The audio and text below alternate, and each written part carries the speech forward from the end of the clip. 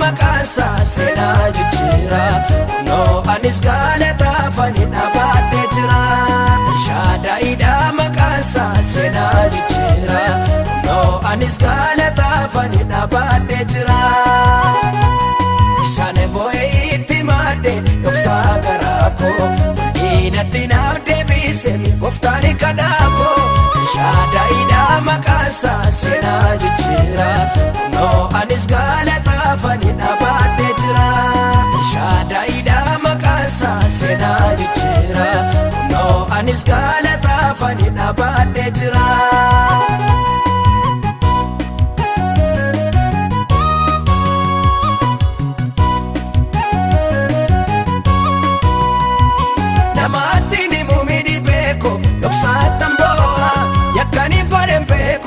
Chani bayeni madam kana hundumaa gooftaan koo irraanfachiise karaa ol kaarol baase buna dhaabachiise. Shaane boo'ee itti maadde dhoksaa garaa koo diinatti naaf deebise gooftaan kadhaa koo. Shaadaayiidha maqaansa seenaa jijjiira kunoo anis galataafani dhaabadhee jira. Shaadaayiidha maqaansa seenaa jijjiira kunoo anis galataafani dhaabadhee jira.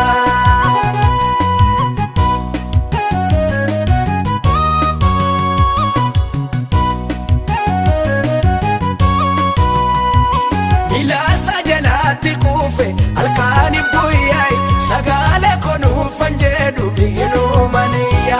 Inni yaadamaa dhaga'e achiin ilaalle naaf deebise kadhannaa koo dachaan dabalee. Shaane boo'ee itti maadde dhoksaa garaa koo diinatti naaf deebise gooftaan kadhaa koo. Shaadaayiidha maqaansa seenaa jijjiira kunoo anis galataafani dhaabadhee jira. Shaadaayiidha maqaansa seenaa jijjiira kunoo anis galataafani dhaabadhee jira.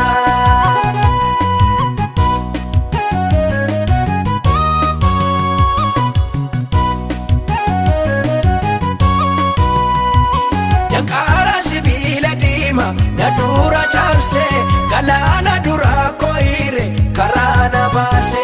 Nan barbaadina injiru ani lafa kaleessa kunoo waaqni ana manaadhu seenaaressa. Shaane boo'ee itti maadde dhoksaa garaa koo diinatti naaf deebise gooftaan kadhaa koo.